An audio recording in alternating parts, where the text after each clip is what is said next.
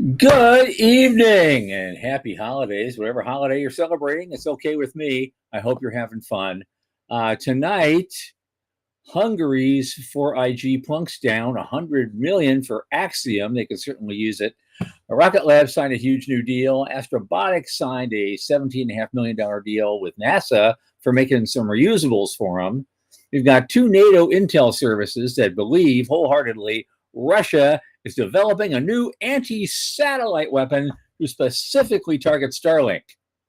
And we'll be talking about that. There's more news popping up on the SpaceX IPO next year. The Daily Caller, of all places, finally lauded Trump on his America First space policy. Finally, he agrees on something that we agree with. VAST asked scientists for research proposals, so they're looking at taking that seriously. We're going to explore a concept very quickly called sovereign capacity, which is usually a government thing, and see whether it can apply to the private sector. And of course, we'll look at the first commercial energy purchase agreement for space operations. All that and our special holiday mystery guest. No, I'm still not going to tell you. From the news desk, the Center for Space, Commerce, and Finance, my name is Thomas Andrew Olson, and this is The Unknown Quantity.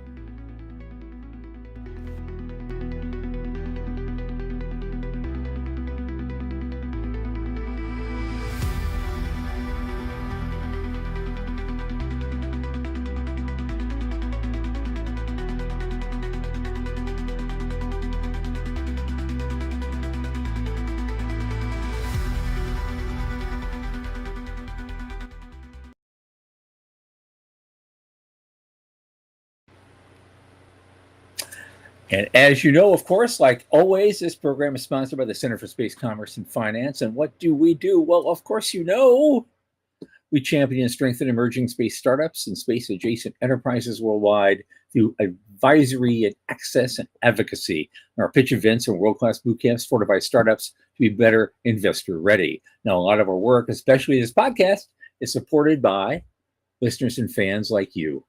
Remember, the Center is a 501c3 nonprofit, and this is the time of year where we ask everyone to dig deep. Our annual appeal letter is posted on our site. I hope you'll read it. We invite you to check out in that news and blog section. There's a lot of other great things there, and while you're there, you read that too. That's all good stuff, and thank you in advance for all your help. Now, my oldest space friend, Michael Lane, who just caught a pair of golden fish, is here with us. Come on in, Michael. And you have a hat. I don't have a hat. How you doing? I have a hat. I have the sparklies and the Santa Claus in a spacesuit on there you go. the moon. So, look at this. He's all in for the holiday. This is great. I definitely am winning the nerdy Christmas sweater competition. And you got the halo thing also. Yeah, it actually fits now. The holiday season. That's right. Back. How's things? What's going on? Hey, how's your friend doing? He's doing okay. He's doing okay. We had a rough day. It was like a big day trip to Jacksonville and back. Okay. And unfortunately, they actually, this time around, used the P word, which is palliative in medical parlance. That's not great. New things to think about and new ways of just kind of making things happen. He's just trying to stay alive a few more months so he could sue the insurance company. There's a long story behind that, but he's determined. He's like full focus of hatred and energy, and we're just focused right on that. Get them. I'm going to get them. You know, wow. And so I've been watching him go through this the last couple of years, and it's just horrendous what they put him through. Those people put him through. Well, and now taking care of your friend. That's great. Yeah. I'm doing God's work. I think it's like at least I feel that way when I'm there. I got some more to do first week of January. So right on. All right. They're off the hook for a while, but bucks are trickling in for the Center. Cool. And a nice one from someone we know, and so it's we have some budget and. So that's why I brought it up with you guys. Let's talk about what we need to do to make some more things happen, do marketing, whatever you want to do. And I don't know who these people are, but I'm just going to say to our benefactors, thank you so much. This is really important. And Absolutely. Goes for a good cause. So that's good to hear. That's good to hear. And Joe Luttrell is already with us. And hi, Joe. And he Hey. says that InnoSpace is about to launch their first orbital rocket in about 10 minutes. Yay! Yeah. Yeah. Okay. Yeah. All right. I suspect he has got other things he's going to be paying attention to. So, Joe, we will miss you, but you've got a lot riding on that machine. So, fingers crossed. Yeah. That's sounding great. So do I. Right. Yeah, that's great. Thanks, Joe. Appreciate that. Let's maybe see if we can keep an eye on that thing during the show and report back. Absolutely. Okay, jump right into news. Yeah, jump into it. Yeah, there's stuff going on. We're not going to take a lot of time on it because it's a lot of the usual stuff in this time of year. But I thought it was very interesting. Starting right up front, Hungary's 4IG, which is a big investment firm, and they're putting $100 million into Axiom. That is cool. Yeah, did not. It's equity. They're selling equity. I knew they were having problems for a while. But, no, they have. They've been bleeding cash. Well, this is a big thing for them. Yeah. I mean, we've already discussed how they could have done things differently and save the necessity of doing equity, but they got it. Good for them. I support their effort in toto, but well, okay. I'm gonna do it. I'm not pulling punches here. Okay. So we got a space station company that with an impeccable NASA heavy board and team switches gears to focus on spacesuits because it's a multi-$100 million contract to do that. Yep. Now they're pivoting to artificial intelligence, machine learning, and wait for it, in orbit cloud computing and data storage. So this $100 million doesn't go to core mission. No, they are still spreading their mission even wider, even more diversified. I don't necessarily think like they need the money for sure, but what are they spending it on? Are you kidding me? Sorry, say again. Sorry. I said it may or may not be good news, right? Like right. I don't know if this is a pivot or an add-on but I do wonder how they sold it. I do. I'm curious how they pulled that together because they gave it a name. Now there's some bunch of and they're just doing a contribution to it. So I guess there's Kepler Communications, Skyloom, and God knows who else are building the ODC. It's the ODC. It's like the gateway that we don't have to pay for anymore. Right. That was the best news story that week. Gateway just got handed off to the Europeans. It's okay. Yep. Okay. Orbital data centers. Oh God. Okay. We're going to have fun with this. I mean, so wait a second. There's still more of that story though. So Budapest making an investment at $100 million. Also, I did not see that coming. Right. Yeah. So it's cool, right? The world is moving to space. Oh yeah, and we'll be coming back to that topic, I'm sure, with our mystery guest later in the program. Rocket Lab's always in the news again. They just signed a big deal with a space agency. I think it's in New Zealand too, isn't it? Yep. I think it's their space agency. It's part of our missile defense program. Okay. And this is $116 million. That's pretty good. Yep. That's pretty good. It's going to manufacture 18 satellites equipped with advanced sensors to track and detect missile threats, including hypersonic missiles of the kind recently developed by Russia. Be afraid. And they're leading the charge in that, and they're going to be using some of our facilities to launch from soon. So that's a good deal for them. They've and they built a lot of infrastructure at Wallops Island out in yep, Virginia. yep, So this is kind of right. where they should be, and this has done good things for their stock. I don't remember what the numbers are, but they had a nice bump in the stock, which is ironic because the week before they had a big drop in their price. So that was one of those moments where it's like buy the dip. Yep, absolutely, Yeah. absolutely. And that's something, just as a aside, that's something we should probably be putting together for the next week's show. Is Mhm. all the is get a list running of all the companies that we've been tracking and following, and just show them their okay. Here's where it was. Here's where their stock was. Here, show a little chart. Yeah. And make it. Look at it. Okay, these guys did this. These guys did that. These guys went way up here. These guys went down. And just. Show it that this is 2025 in a nutshell, folks, right here from our perspective. Yep. And so maybe we should do that, put that together. Right. Okay, what else is going on? Astrobotic. Yep. Cool. They just got a $17.5 million deal to test and expand reusable rockets. So it's an SBIR, and they're upgrading their Zodiac and Zogdor vehicles.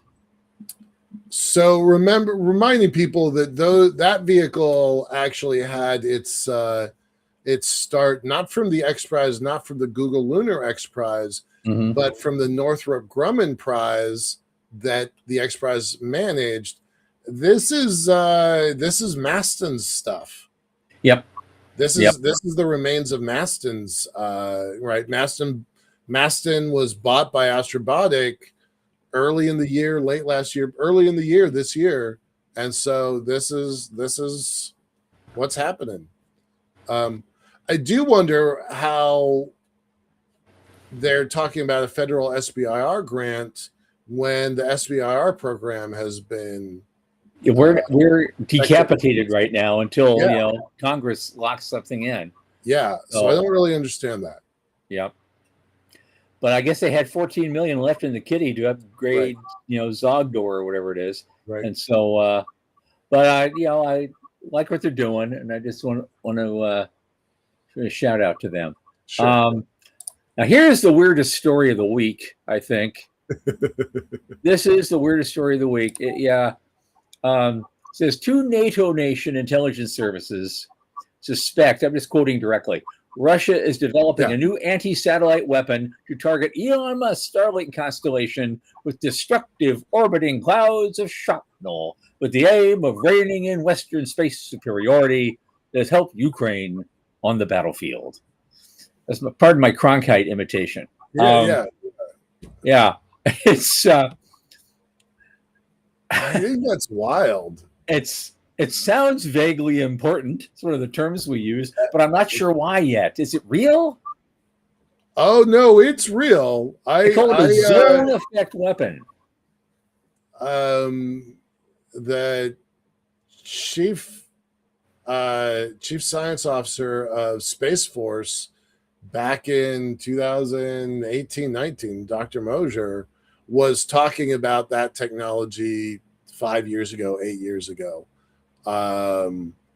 Now, to particularly target SpaceX is a big deal, right? Like, I don't know if that's an act of war, but it kind of sounds like an act of war if they employ that.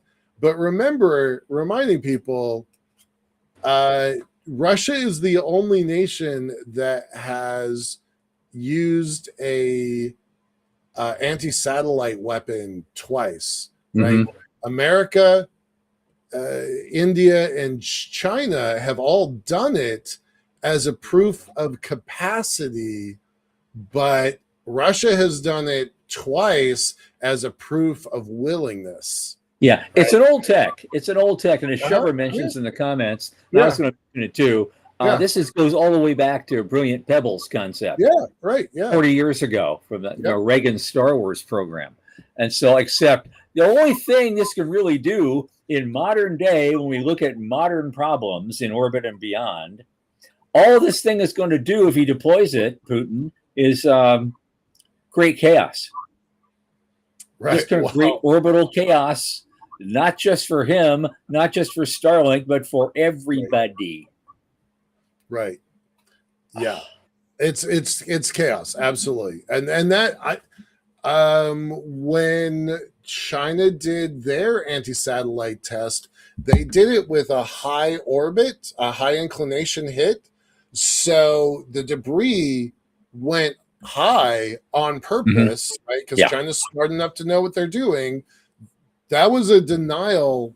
That was a denial attack. And I wouldn't be surprised if this is kind of in the same boat. So Yeah. yeah. And so once again, you're standing up to your ankles in gasoline, and you both have a match. Well, okay. So I'm gonna put on my Dr. Evil, Dr. No hat for a second. So, Okay. look, let's fast forward into 2026. Yep. SpaceX does a $1.5 trillion IPO, and then the Russian oligarchs short SpaceX and launch their pebbles, right? I'm just saying that is a movie script, right? Yep. Right. Well, I'll tell you what, and that if we're really thinking that stuff's happened, let's have some fun next week. I'll cover this thing in tin foil, and I'll wear it with you. We'll have some fun. Right on. Yeah, I didn't expect that one, but it makes perfect sense. Right. It's not just the Russian oligarchs, but China too, in the Hang Seng market. Let's all get in on that game, right? Like yeah. it is in the terms of Department of Defense an exquisite target. That's what they call them. The big juicy ones are called exquisite targets. Yeah, and the Euros would probably do it too. They probably short everything too, just because they don't like Musk either, and they're kind of elitist dicks. Yeah, so they're going to do it.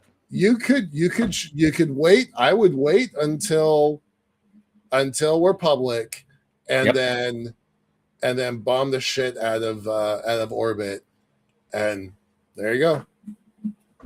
Sean is telling us move on. Yeah, he's telling move on. Well, these are just three things in a row. They're both about the IPO, and just some information about that. They're preparing for a public offering probably by the middle of next year, but they think it'll be larger than all these other companies, maybe even combined. It's going to be huge. What do you say? 1.8, 1.6 trillion. And I think 40% of that number that can posted is Musk. Yeah. Yep. Yeah. We don't know that much more than we did last, but I didn't. I do know one thing. I didn't put it on the list because it's such a short article.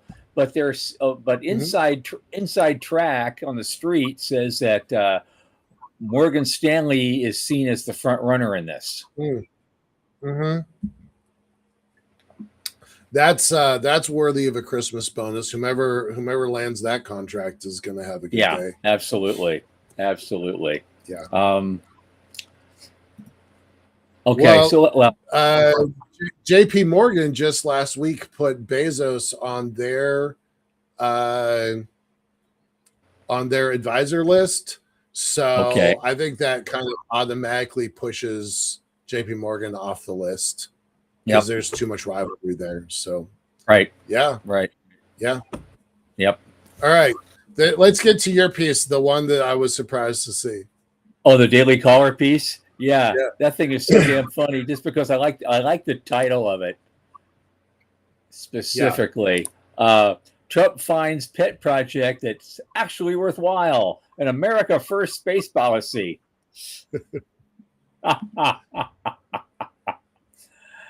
And so of course, and we know from this, we've already talked about this. His new policy calls for he shifted his focus back to the moon. He wants to be on the moon by 2028 and establish initial elements of a permanent lunar outpost by 2030. And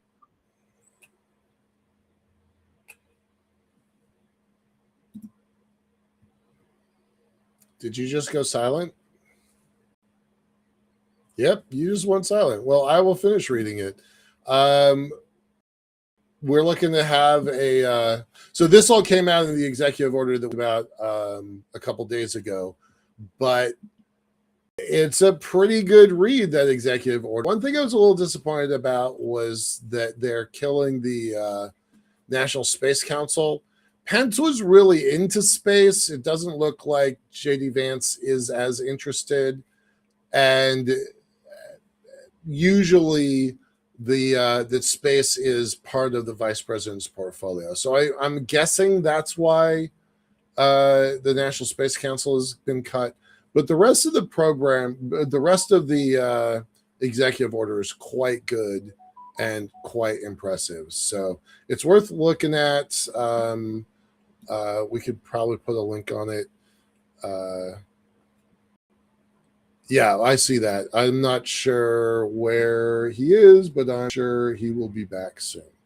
I think he's texting me. So let me just pause for a moment. Yep. All right. So they are solving it. So I'm just going to keep going with the news. Sean, give me control over the. I'm going to just finish up the news here.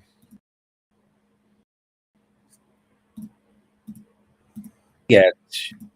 So we talked about this a little bit the other day, that Vast is trying to Vast is trying to build out their capabilities for a space station. They're moving remarkably fast. I can't believe how fast they're moving. And they're looking to have 168 astronaut days on board by 2026, second quarter of 2026. So they're actually looking for experiments to go up there. I'm kind of pondering whether or not to submit for that. So I think it's kind of cool. Here's the thing. This company's so much I probably mentioned it when I was offline briefly for a second, but like I think also their idea is see what kind of proposals they get from their RFPs, and then the words that you always see in real estate advertising: "We'll build to suit." Right. They might accept, if there's enough interest, there's enough money floating around, they might just, they might do that. They might redesign things just to, suit the customers, which is. You want private enterprise and entrepreneurship to be nimble and quick and agile like that. So this could be a good thing. Yep. Which means if they're taking the lead on that, there's got to be other people who want to build private space stations that might do the same thing too. And it just spurs more competition before they've even launched one. Yeah. All right. You want to move on, or you want to bring on a guest in? Well, let's see what we have. Let me give me just a second. I wanted to.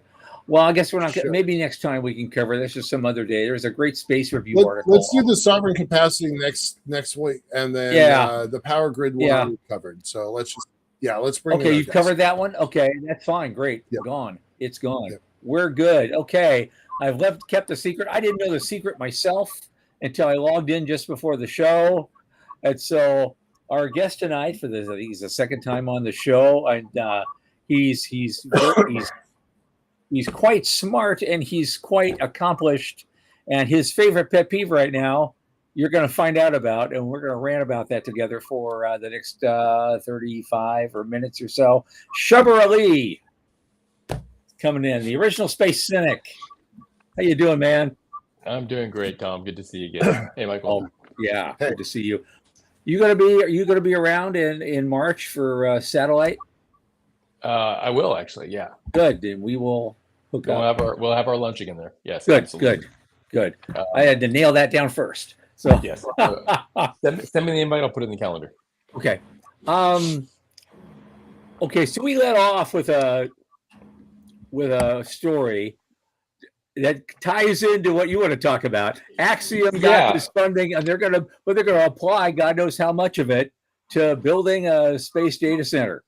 No, they're not. But we'll come back to that because I actually want to go through some of your news items first because there's so much. I was just scribbling notes while you guys were talking. Right on. So turning Shubber loose in 3, 2, 1. There we go. It's like weekend update. All Yeah. right, so I'm going to start with Hungary. They're the easy one to explain, the 100 million. Uh-huh. When everybody is throwing money into hyped things, everybody assumes somebody else somewhere has done due diligence, and so they just kind of skip that step and just say, "Oh, we got to get into this too." You know, in the 1700s, they called that the tulip bubble. Yes. So, Tulip mania. and tulip mania, and it's not like this hasn't happened before and won't happen again. To quote another great sci-fi show. But did you get the reference? Sorry. Did you get the reference, the sci-fi reference? Yeah. This has all happened There's so before, much- and it will all happen again. Yeah. Okay. Yes. Yep. The Galactica reboot. There's nothing there. It's a gigantic nothing burger. But I actually want to talk about it's interesting, the Brilliant Pebbles thing and SpaceX, right? So I don't know if you remember or if you ever read Buzz Aldrin's book, The Return. I still have my signed copy somewhere on one of my boxes in my basement. I have it on the shelf over there.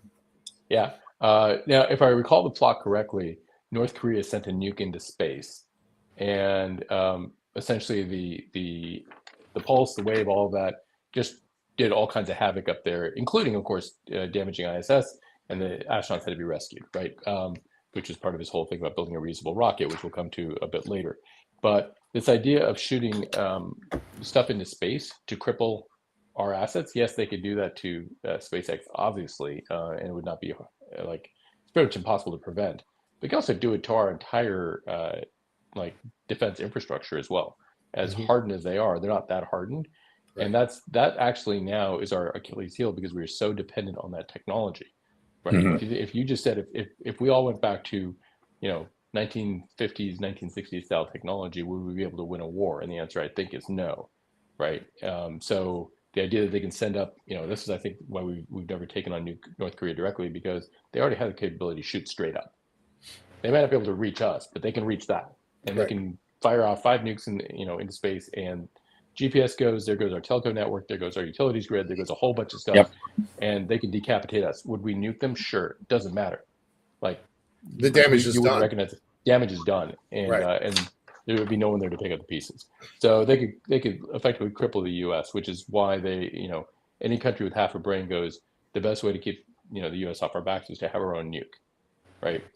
So SpaceX itself, the $1.4 trillion IPO, I really struggle with this because you know me, I always go back to basic economics, right? It's all supply and demand. It's all like and I'm a simple MBA here, but I look at it and I say, when I was in business school, I learned this thing called PE ratios, and PE ratio was the Yep. price of your stock is a function of how much money you make plus the growth built into that stock. Well, at some point, growth stops, then you become a mature stock. Growth stocks command a 30 to 40 PE. Mature stocks get a 10, right? And that's tied to whatever the current interest rate is at the time, the risk-free rate. Well, 1.4 trillion. Now, I know that they're not a rocket company. They're actually a telco that happens to have a rocket company that made them possible. Right. But even as a telco, a $1.4 trillion telco seems like a really, really big stretch. We talked about we skipped this on today, but we talked about it the other day. They are larger.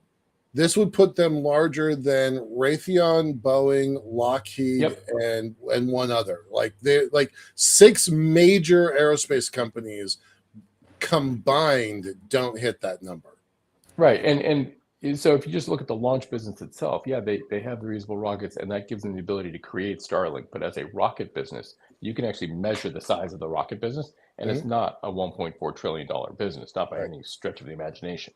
Right. There's just not enough stuff to put up there. And that's why they're putting their own stuff up to create a telco, because that actually, there's a proven market globally for people who want access to last mile for internet, whatever else. And now they're putting on airplanes, which is kind of cool because, it's a heck of a lot faster than what was there before.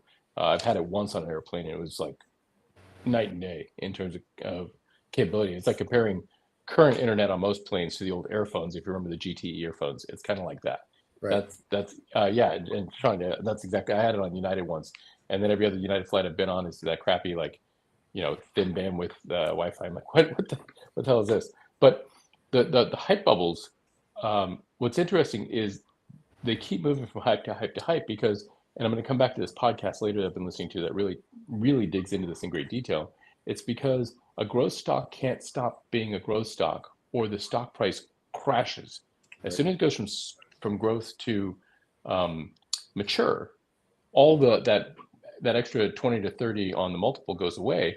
And if you're executives and your compensation is tied to options, then what do you want? You want the stock price to go up, not go down, right?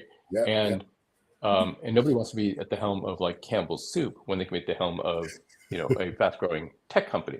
The problem with that is they keep jumping from hype thing to hype thing, hoping that something will keep the story going of here's what's coming next. So for Meta, it was the metaverse. Well, anybody remember the metaverse, right? Came and went. Nothing ever came. No one knows about the metaverse. Right. It's like, why are they called Meta? Well, there's two reasons they're called Meta. One, because they wanted to get rid of the Facebook name because it was tied to Cambridge Analytica, and everybody's already forgotten about that down the memory hole. But two is because metaverse, right? And they're like, hey, we'll be snow crash in real life, right? Okay, well, whatever. But they didn't, because it turns out nobody wants to talk to Zuckerberg's avatar. And I mean, I still remember like 7 years ago, he tried to do a smart home, and they never went back to it because he figured out he couldn't do it. So they need something to hype it. So now it's all AI all the time. But if you've seen the drivel that is on all of these platforms, it's crazy how much has happened there.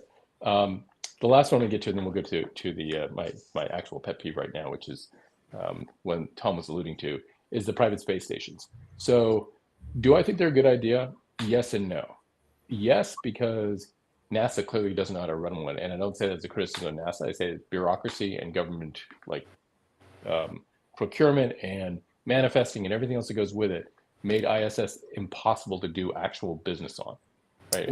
We had six proposals with a champion inside to shepherd us, and nothing happened. Nothing. Yeah, well, of course not. And Tom knows I did this. So in 1998, I led the study for the prime contractor on the commercialization of ISS. And I talked to 73 heads of R&D, and so either chief R&D officer or SVP of R&D of the Fortune 100. So like, if anybody's going to say, yeah, we're going to use it, it would have been these people across many different industries. Out of 73, do you know how many actually said, yeah, we'd be interested in using it? I can't think of any. Zero. None. Zero. Right. Yeah. So of course I couldn't just give a one-page slide back and say, here's your $250,000 study. So instead, I went back to them and said, okay, why not? And this is where it became very illuminating, because then we highlighted the top 10 reasons. It's like a David Letterman thing. It's like, here's the top 10 reasons why no one ever wants to use ISS. And it was everything you could think of, like manifesting cycles versus industry life cycles, lack of an actual price sheet, right? No one knew what it cost to have astronaut time or rack space, or like no clear specs on what the racks did, right? Before, nanoracks and the rest like actually tried to make this easier to understand. It was a nightmare, right? So there were all these reasons why it didn't make sense. But one of the biggest what was the year for that? When did you do that study? 98. 98. Oh, that was like the dinosaurs and Flintstones days. Okay. Yeah, this is before like the fourth module got bolted on, right? Okay. Because certain people in the industry were starting to get nervous that they were going to be held responsible if it didn't deliver on the promise. Because remember, Dan Golden promised Congress that industry was lined up to use it. And yes, so Sean's comment on the side here is correct. Government's not meant to be a profit center, but government's also not designed to run a business. And in the case of ISS, it was sold to Congress when they were within one vote of getting canceled that this would be a business, that industry wanted to use this thing and the money was there. And so they committed $100 billion in life cycle costs to a lie. And so the biggest thing was they said, oh, well, look at how much, it's the, I know we can't really say Chinese math anymore, partly because India has a bigger population now, but let's use Indian math for a moment. You take a large number, you multiply by a small percent, and you still have a big number, and people go, oh, but that's plausible because it's only a small percent. No, it's not. It's not plausible at all in any stretch of the imagination.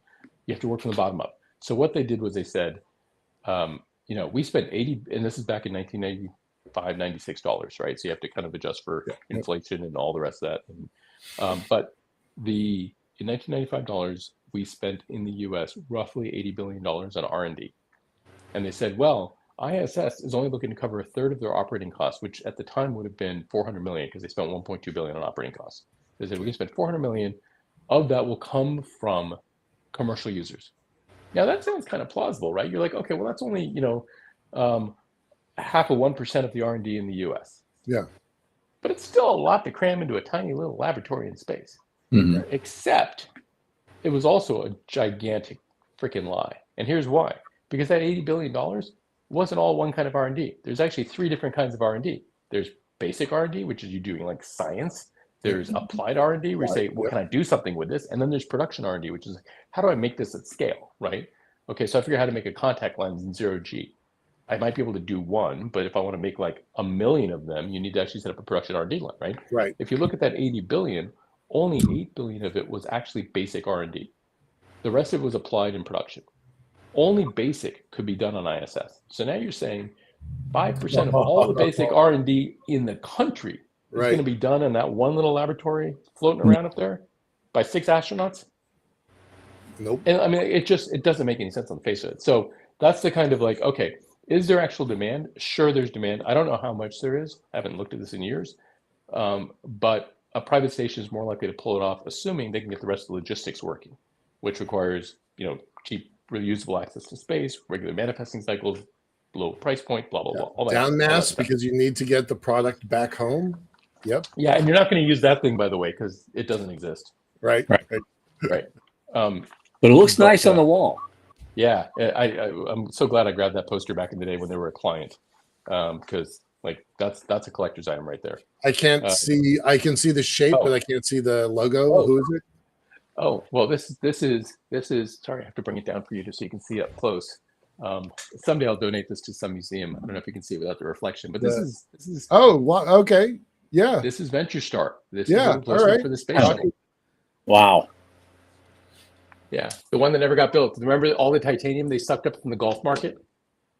I don't remember that, but that's So the golf club prices went through the roof because Lockheed was going to make this whole thing out of titanium, like the fuel tanks and the rest, to lower the weight, right? Because they wanted to do like 6 different impossible things in one spaceship: a linear aerospace engine, of course the metallic thermal protection system, et cetera, et cetera, et cetera. Anyway, okay, so let's talk about the. Wait. Before we move away from commercial space stations, do you have anything to add about Axiom directly, or just space stations in general? I'm really interested in commercial space stations. But it always comes down to, okay, but who's using it and for what? That's always the question, right? And for how much, and ultimately that's a business case. It's kind of like when they did the wake shield experiment back in the late 80s, early 90s off the shuttle, where they had the ultra pure vacuum they created behind literally it was like a giant trash can lid, and they dragged it through space and created an ultra pure vacuum behind it. And they proved they could grow, I think it was like gallium arsenide chips in ultra pure vacuum that were better than anything you can make on the Earth. Okay, that's great. So you've proven you can do it. But now to manufacture chips in space is a whole different problem. Yeah. Whole different problem, right? So it'll be interesting to see what basic R&D they do up there. And I think life sciences has some interesting applications, but proofs in the pudding. I'm happy for them. I'm glad that they've got a shot at it, and this is the kind of stuff that does need to get more funding, right? See what happens. Not data centers, right? Yeah, I mean that's a whole nother topic. But we had proposed building carbon nanotubes in space, which. Yes. Because of lower gravity, when you're constructing at the atomic scale, if the atom falls this way, it's a good nanotube, and if it falls this way, it's a bad nanotube. The space elevator hits the ground really fast. Right. Yeah. So we right. So I mean, we had some proposals in. So material sciences we thought could be mass producible on orbit given the right environment. That was information from 2009, 10. Yep. Cases was running the show. They had only just gotten started. Don't have a lot of good things to say about Cases. But here's the thing. I have a lot of good things to say about some of the individuals. They've done well, but as an organization, Cases did not. They did not run the national lab.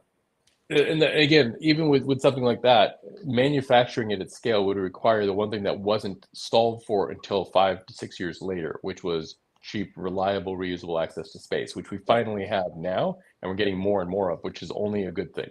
Yeah. And that actually gets me to a problem. Like, so now I'm going to get on my soapbox for the ranting part, which Great. you really promised, Yes. right? This is your Now, thing.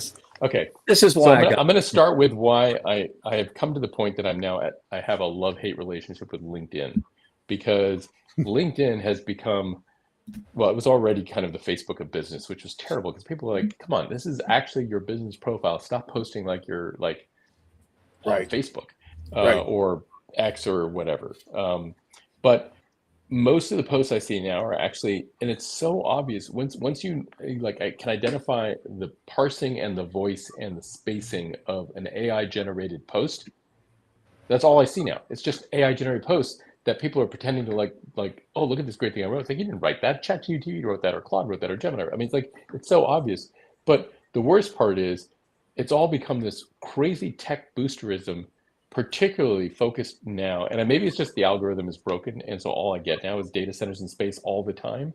But it's like, they just know that it pisses me off. And I have to, yes, it's my favorite subject. And I have to actually respond to that, because so much money is going into utter, excuse my French, can I actually, Oh, Say, yeah. we are not a PG program. the most colossally fucking stupid thing I've ever heard, right? It's like nobody's ever taken a freshman physics class and understands what the Stefan Boltzmann equation is. It's like, and then like the people's comments, when you comment on somebody's post and say, this is not going to work and here's why, the responses are, and I'm just going to pick a few in particular that came up. One was, I kid you not, but space is cold. On one side, not on the other. That's kind of how that works. Okay. First off, you need to understand what heat actually is, which is molecules vibrating. If you don't understand that, you don't understand why space is not cold. Yep. Space is just a flippin' vacuum.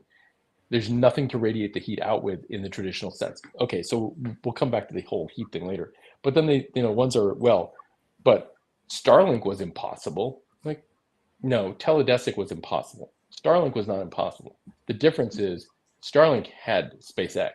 Mm-hmm. Without a reusable rocket, Starlink is impossible.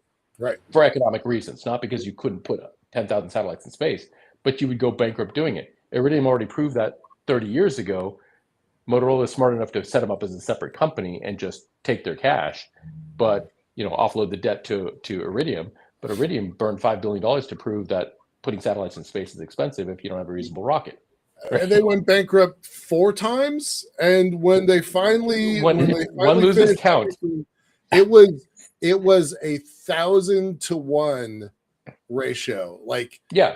It wasn't a penny on the dollar. It was a penny on $10. Yeah, but a mil. 1 mil. When they finally came out of... and I will say that actually when they first went bankrupt the first time and they were being sold for $25 million, when it was a $5 billion asset for $25 million, I was like, if somebody was really smart in, say, I don't know, like North Korea, Iran, or one of these places, they'd set up a front company, they'd buy it through that, and then they would just keep them in orbit. And then whenever they wanted, deorbit one into a city, right? Because what are they? Those 66 inbound missiles. We're on a roll with this, like, Bond villain. But like this is the whole. I mean, this is the whole Heinlein Moon is a harsh mistress and all that as well. It's like you can't stop that stuff from coming down. Right. So it's a meeting of Spectre, right? Mr. Pink. Okay, so continuing with, so I know StarCloud raised $34 million, if I remember correctly. They made an announcement. I was just reading the article recently about this, that they're going to deliver 10 gigawatts in 2032 at 3 cents a kilowatt. Yeah. Yeah. I've been. Hanson tried to tell you private smoke it right years ago. Yeah. Says, I can bring it down. I can do a solar power thing. I can bring it down for 3 cents a kilowatt. No, right. You can't. The analysts at the time were saying you need at least 84 cents to break even. So here's the part. I'm going to pull my whiteboard. I don't know if you'll be able to see this here, but this is the part I was saying. I want to. There's some math. Okay, I want to say something about StarCloud though before you go off on this rant, because I really want to hear your rant. So. Philip is a local guy. He's a local Seattle guy. Yeah. And he has a crazy resume. Master's degree from 3 different Ivies, Yale, Harvard, and Wharton. He was the class president at Harvard, and then went on to work at McKinsey. And I've known him for, I don't know him well. I've had 2 conversations with him, right? But he has gone from 10,000 followers to 50,000 followers in 6 months. And if one person is responsible for this data centers in space idea, this is the guy. He has made a dozen billionaires drink the Kool-Aid. Well, and so here's the thing. I'm going to just quote from one of my favorite people. I'm actually rereading one of his books now that I highly recommend everybody, if you haven't read it, The Demon Haunted World, which is by Carl Sagan. So he had a great quote where he said, "The fact that some geniuses were laughed at does not imply that all who were laughed at are geniuses. They laughed at Columbus, they laughed at Fulton, they laughed at the Wright brothers, but they also laughed at Bozo the Clown." The reason I bring that up is that, smart people can still have dumb ideas, and let me explain why this is important. Because there's a whole generation of people who, and those who know me for a while know that I hate analogies, particularly in the space industry. When people bring up railroads and all this other crap back in the 90s and other things, they're using analogies. The problem with analogies is they don't work, right? There's like one thing that might be in common, but then like 10,000 things that aren't. Oh yeah, well we'll go to Mars, but just like the homesteaders go. I'm like, when the homesteaders went to the Rockies, they didn't bring their air and their soil and their water with them, right? It's like, it's just, so a lot of people grew up watching things like this, which I did as well, and awesome show, totally unrealistic, right? And the moon did not, in fact, fly all over the galaxy, and whatever. But anyways, the point being, can you put a satellite up and can you process some data in it? Sure, we've been doing that for decades. There's nothing new there. That's not a growth story.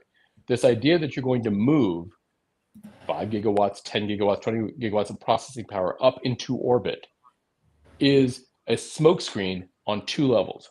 One, because a lot of places are getting really pissed about data centers being built in their backyard, because it is jacking up electricity prices. It is consuming water, especially when they put it in places that really don't have the water to consume in the first place. And it's creating all kinds of localized problems.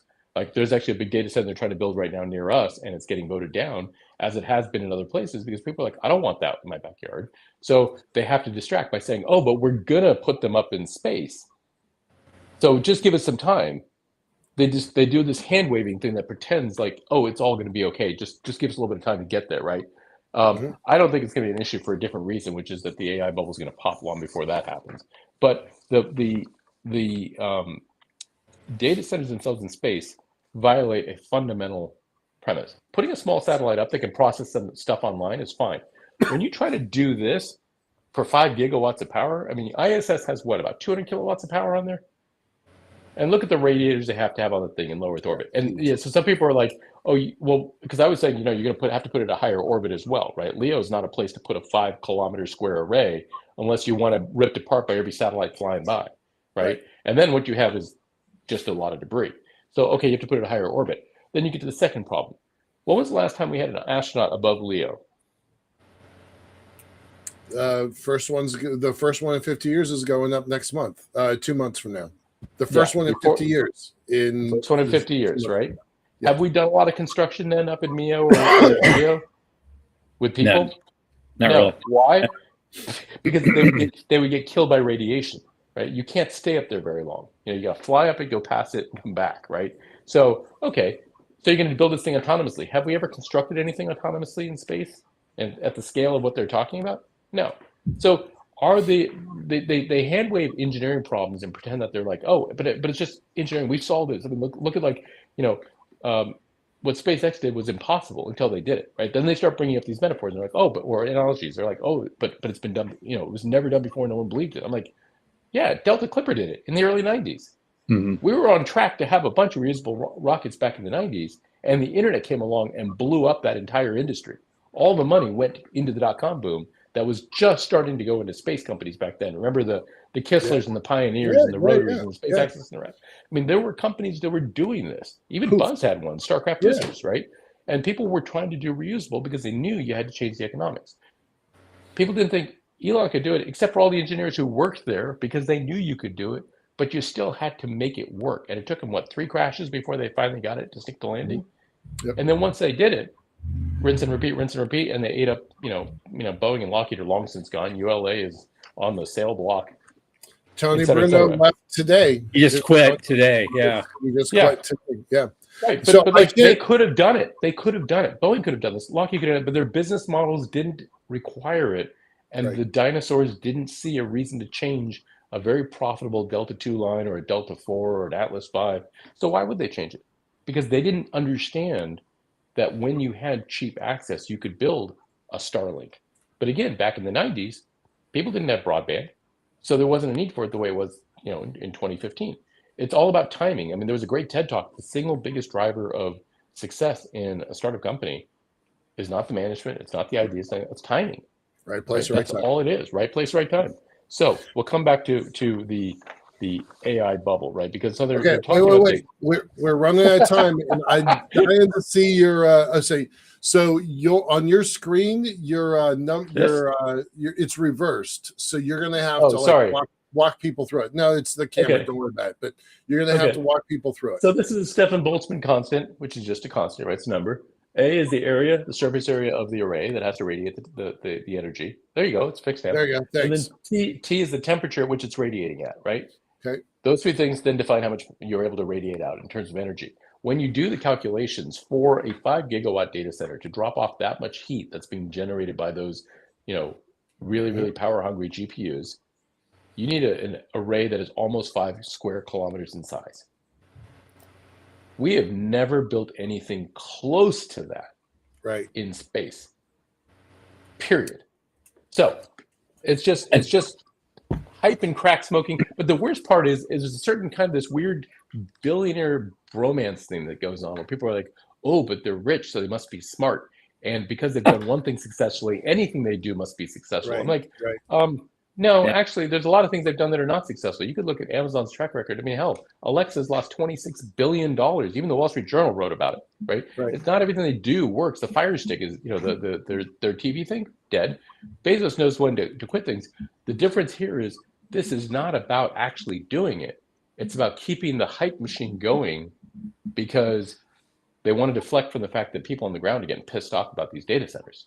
But more importantly, they have to keep the growth stock story going because without this $1.4 trillion that's being invested in data centers, and oh, by the way, for what? Because AI revenues are nowhere near justifying that, especially when you realize that GPUs, unlike the railroads, unlike the channel, unlike the fiber that telcos put down in the 90s before they went bankrupt, that last for decades, GPUs don't last for decades.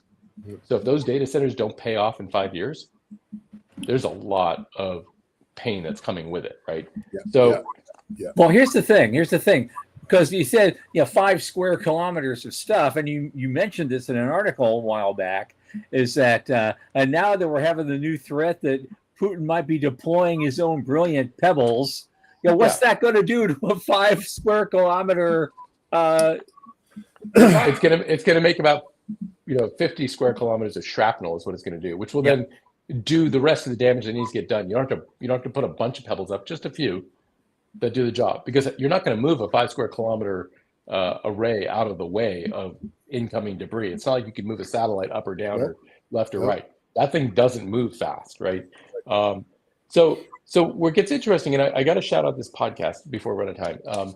If you haven't listened to the Better Offline podcast or read the newsletter, Ed Zitron out in the Bay Area is incredibly, he makes me look like an optimist when it comes to AI and data centers. This guy is the AI bubble is bullshit. And if you listen to his stuff and you read his writing, he's not wrong. And he just did a great 3-part series on, which I highly recommend we listen to. When the CEO of Enron has to send out an internal memo to his own employees, not Enron, sorry, of NVIDIA, has to send a thing out to his own employees saying, we're not Enron. It kind of makes you go, well, wait a minute. Wait a minute. Why would you would you ever say that? Why do you say that? Because when you start looking at some of the stuff that's happening under the hood, and you look at all the connections between the companies that are doing deals with themselves and each other, like say, I'm going to lend money to a company so they can become a customer of mine, and they're going to pay me in equity, and this weird cycle keeps going. It's people are starting to ask questions that are really uncomfortable, and then you see it with like Oracle stock starting to come back down and a few others because they have gotten way over their ski tips in terms of how much they have been doing. Yeah, I think we're running out of time. So to me, there are like a whole list of things around here, but then SoftBank, which blows me away. Oh, SoftBank don't get me selling all of started. their crown jewels. They're selling their Nvidia. They're selling their all their other major holdings. Even their T-Mobile, their Deutsche Telekom, all of it, in order to fund OpenAI to the tune of $20-something billion. And Like here all I have to they say could is have. again, all I have to say is again on the category of smart people making dumb decisions. SoftBank also backed WeWork. I'm just going to leave it with WeWork. that. Yeah, I was going to bring that up. Right. Which, by the way, was just Regis with kombucha and beer. right. But Regis, right. Regis is not a growth stock. Regis is a mature stock. Right. And you can't have a mature stock valuation if you're investing as a vision fund. So, But here, just a personal beef, I guess, because SoftBank, we put the proposal before them a year and a half ago. They could have closed our $40 million Series A. yep. You know, and now they're doing this, and they keep doing it. They just And keep by the way, it away.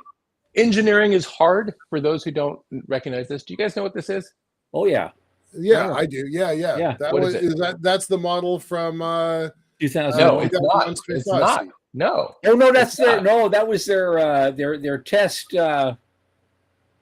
This is the Boeing Supersonic. 2707 Yeah, Supersonic yeah. Clipper. It was the rival to the Concorde that was originally a swept wing. Okay. Mhm. But then they realized that they didn't know how to build a swept wing that large because the engineering had not actually caught up with their dreams. And so they went to a delta wing. But by then it became too heavy, too expensive. And then you got into the early 70s and then NASA cut their funding and then the thing was shut down. Yeah. So it's one of those, space is hard. I'll end with something we've known for decades. Right. And all the people out there now who are boostering and doing all the rest who read some stupid AI generated post and go, oh wow, that sounds so cool. Yeah, it's great. And then somebody points out the pesky little details, and then they call you oh, you don't get it. It's I mean, this was impossible and they did it, and this was impossible and they did it. I'm like, no, we do get it because we've been through it. We've seen this movie. Right. And some stuff is really cool and works, and nobody in the space industry, at least from our community, like the Alt Space and the rest, ever doubted that SpaceX could do what they did and that how it would change the industry. Right? No one doubted it. Yeah, it was just but we got that grief week after week after week at the peak of the Space Cynic blog. Yeah. I know. We were getting it from everybody. It was nothing but hate. There are so many walking eagles to be awarded these days. I know. Oh my God. We got 2 minutes. So what's your 5-year prediction and your 25-year prediction? 5-year prediction: we will be in the middle of a massive recession as a result of the AI bubble exploding because the amount of money that's gone into it. The downdraft is going to be worse than the global financial crisis. What was the second one? 25 or 50? 25. 25. I'll still be alive. Yeah. Knock on wood. And at that point, we will have celebrated the 15th anniversary of the Chinese base on the moon. Okay. All right. But we still won't have anything really meaningful done there. We may, the one wrinkle I'd say is if somebody actually figures out a fusion reactor, doesn't just back a public company into a fusion company, which just happened, by the way. Just happened, right? Yep, just happened. But as my CTO and the founder of our company, who actually did his fusion studies at MIT, so not a dumb guy, worked on nuclear reactor Navy on the Topeka, told me, we don't have working fusion yet, so I don't know what the hell they're doing. So I'm just that's like what he said. What's really interesting is that the people who were just shot, not to change the subject too much, but so one of them was actually a classmate of his at MIT. Yeah. the professor, and they were working on fusion. So ask yourself, like, if fusion actually came around and they actually made it work, who stands to lose and who stands to gain? And when you look at who stands to lose, there's a long list, and they all start Right. in with power companies, right? Right. Yeah. And then everything that goes with that. That's a lot of money. Yeah. Yeah. Wow. Wow. That got dark fast. All right. We've gone through Bond villains and Spectre. Oh, and yeah. We're gonna bring it full circle. We can bring it all around. Full circle. Wow. Wow. Okay. Thank you so much. Beverly, serial entrepreneur, original space cynic, man about town, General Gadfly. Yeah. Love you, man. Love having you on this show, and we'll do it again soon. If nothing else, I'll see you in March. Next time it won't be a surprise. Right. Okay. Cool. Thank you. All right. Thanks so much. Okay, folks. So obviously there will be no show this coming Thursday or next Thursday for that matter, as they are vaguely important days. You know what they are. Enjoy them. However, next Monday, the 29th, 1 week from today, will be our either 2025 closing or 2026 warm-up show, depending on how you look at it, with our guests. Ready for this? It's none other than the original space podcaster himself, Dr. David Livingston. We'll see you there. As always, 8 p.m. Eastern. For Michael Lane and Sean Key and our surprise guest, Shepard Lee, I am Thomas Andrew Olson. Keep watching the skies.